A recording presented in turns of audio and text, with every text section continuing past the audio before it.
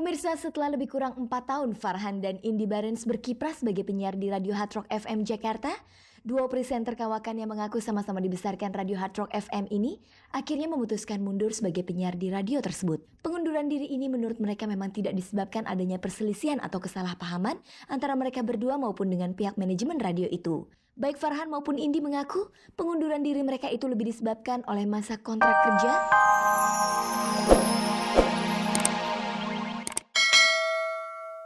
Selamat sore pemirsa, jumpa lagi dalam tayangan paling bergengsi, Cek dan Dicek.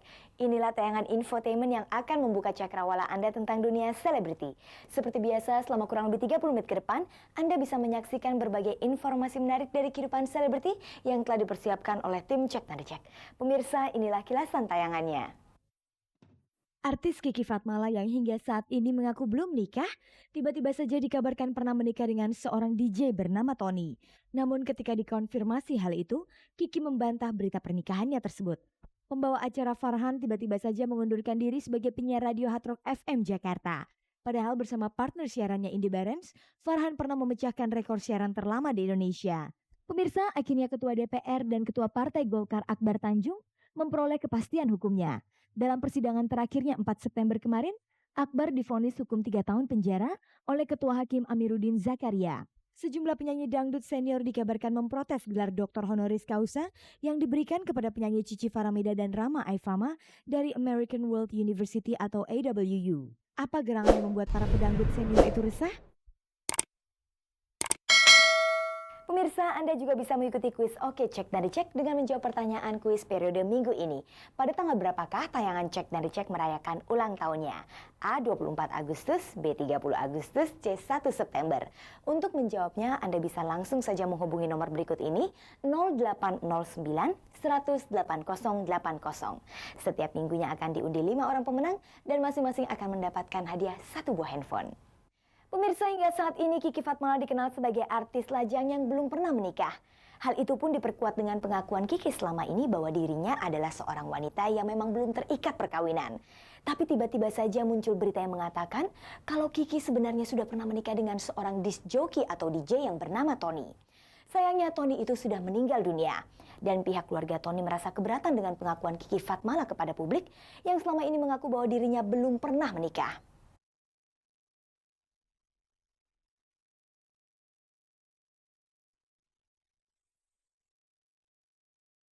Pemirsa, ternyata pengakuan Kiki Fatmala selama ini yang mengatakan kalau dirinya belum pernah menikah mengganggu pihak keluarga Antonius Kalotama atau Tony almarhum.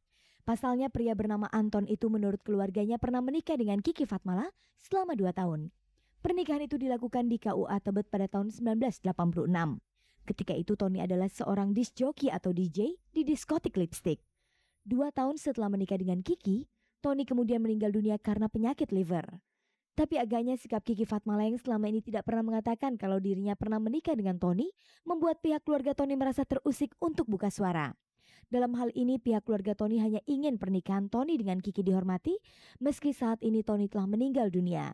Dalam hal ini Cek dan Dicek mencoba meminta konfirmasi langsung kepada Kiki Fatmala tentang hal ihwal pernikahannya dengan Tony. Benarkah Kiki pernah menikah? Enggak menikah. Aku sempat pacaran sama dia, terus dia sakit, terus meninggal. Mungkin meninggal. Mungkin karena itu juga aku ya sempat ya aku sayang gitu sama dia ya. Dia meninggal waktu umurku masih muda, masih 18 tahun. Aku pacaran enggak menikah. Kiki Fatmala memang tidak memungkiri kalau ia pernah berhubungan dekat dengan Tony. Tahun 89 aku kenal sama dia, terus aku pacaran sama dia. Enggak, sempat setahun kali ya. Dia masih muda ya, waktu itu umurnya masih 22. Aku masih muda. Dia 20 mungkin umurnya. Aku masih sekolah, masih umur berapa waktu itu? 16. Lalu bagaimana Kiki menanggapi pengakuan pihak keluarga Tony yang mengatakan kalau Kiki memang pernah menikah secara resmi di KUA Tebet pada tahun 1986? Ya tunjukin aja. Aku sih terserah orang mau ngomong apa, bodo amat. Gitu aja. Pemirsa, konfirmasi Cek dan Dicek tadi berdasarkan pernyataan dari kakak kandung Tony bernama Donna Lubis. Berbeda dengan Kiki Fatmala yang justru tidak mau mengakui kalau ia pernah menikah dengan Tony, Donna justru membeberkannya secara detail. Waktu pesta perkawinan Kiki itu tante sendiri yang ngerias kamar pengantin. Berdua sama mamahnya Kiki. Di rumah Kiki waktu itu di Tebet. Pernikahannya. Mula-mulanya ijab kabul. Kan dia kawinnya secara Islam. Tony itu. Jadi kita ceritanya dari mulai waktu ngelamar juga dateng. Terus sampai hari perkawinan itu ijab kabul lah pagi. Habis ijab kabul itu dengan penghulu. Terus pesta gitulah mulai resepsi gitu ya. Resepsinya juga di situ. Ganti baju, Kiki pakai pakaian internasional gitu ya. Sebenarnya juga kawinnya itu kita juga nggak mau buru-buru, tapi mamanya Kiki yang mau buru-buru, katanya ini udah lengket bener katanya, udah kemana-mana cium gitu waktu pacaran, udah nggak malu gitu. Kalau kita kan orang dulu risih ya kalau lihat begitu-begitu ya. Pokoknya depan mamanya Kiki juga bilang kayaknya mereka udah cocok bener deh gitu. Jadi sebenarnya mamanya Kiki sih yang ngotot banget gitu ya, yang ingin menikahkan mereka berdua, dan kebetulan kelihatannya juga mereka juga kayak nggak bisa dipisah gitu ya. Sebenarnya hal apa yang mendorong Donna untuk mengungkapkan masalah pernikahan adiknya Tony dengan artis Kiki Fatmala? Kita nggak terimanya itu loh, kok dia bilangnya dia nggak pernah menikah, iya kan? Apa sih? Dan juga dia kan juga nggak punya anak, iya kan? Nggak punya anak, tapi sakral sebenarnya perkawinannya itu ya, sah gitu ya. Kenapa harus diumpetin gitu loh. Saya cuma menghimbau kalau kita memang sudah seseorang yang terkenal, apa sih itu kan bukan suatu aib ya. Kita kan bukan Samen Leven ya. Itu sah kan ya, menikahkan, bukan kita ya itulah, bukan kita kumpul kebo atau apa ya. Apa diakuin lah gitu ya. Kita kan sebagai keluarga juga sedih ya. Apalagi adik kita udah meninggal.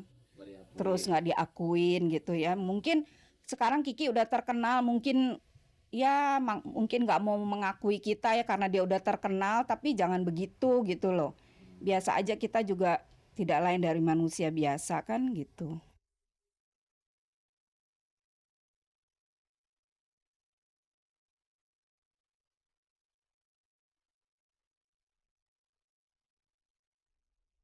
Pemirsa, pekan lalu pembawa acara kondang Farhan muncul dengan berita mengejutkan. Farhan mengundurkan diri dari Radio Hard Rock FM Jakarta sebagai penyiar. Padahal selama ini kesuksesan karir Farhan di dunia entertainment tidak terlepas dari peran Radio Hard Rock FM Jakarta.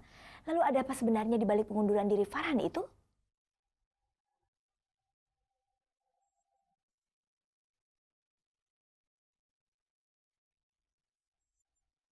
Pemirsa, setelah lebih kurang 4 tahun Farhan dan Indy Barens berkiprah sebagai penyiar di Radio Hard Rock FM Jakarta, duo presenter kawakan yang mengaku sama-sama dibesarkan Radio Hard Rock FM ini akhirnya memutuskan mundur sebagai penyiar di radio tersebut. Pengunduran diri ini menurut mereka memang tidak disebabkan adanya perselisihan atau kesalahpahaman antara mereka berdua maupun dengan pihak manajemen radio itu. Baik Farhan maupun Indy mengaku pengunduran diri mereka itu lebih disebabkan oleh masa kontrak kerja yang memang sudah berakhir pada bulan September tahun ini. Dan terlepas dari kontrak kerja itu, mereka juga mengaku hengkang dari Radio Hard Rock FM Jakarta ini tidak lain hanya untuk memberi peluang kepada para penyiar lain yang masih muda dan berbakat untuk meneruskan kekompakan mereka sebagai penyiar di radio yang sangat segmented itu. Memang udah mesti regenerasi, udah ada penyiar baru, sekarang ini mungkin jadi mentornya mereka, lagi training si penyiar baru di Good Morning Hard Rocker Show. Tapi masih pegang program yang lain di Hard Rock FM, cuma udah gak morning show lagi. Memang yang namanya pengunduran diri ini kalau jadi penyiar radio mau gak mau harus ya, karena gimana pun juga yang namanya jadi penyiar radio itu ada umurnya. Bener, ada umurnya. Artinya gini, Radio Hard Rock FM Jakarta ini kan segmennya tertentu ya, usia 20-30 tahun. Nah, lama-lama justru di siaran pagi saya ini semakin lama orang semakin banyak yang usia di atas 30 tahun yang mendengarkan. Nah, mumpung saya belum dianggap basi sama orang-orang gitu, maka manajemen saya sendiri dan manajemen Hard Rock FM sepakat bahwa kita akhiri di saat justru acara ini atau saya sendiri dan Indy belum basi. Benarkah mereka mundur karena soal honor yang tidak cocok? Itu mungkin relatif ya, pengertian dan kebutuhan dari masing-masing penyiarnya. Cuman kalau buat saya pribadi, selain siaran kan saya punya pegangan pekerjaan yang lain. Tapi kalau dari penyiarannya sendiri yang saya jalanin, bukan saya lihat dari nilai, dari pekerjaan yang harus mereka bayar buat saya, tapi kenikmatan.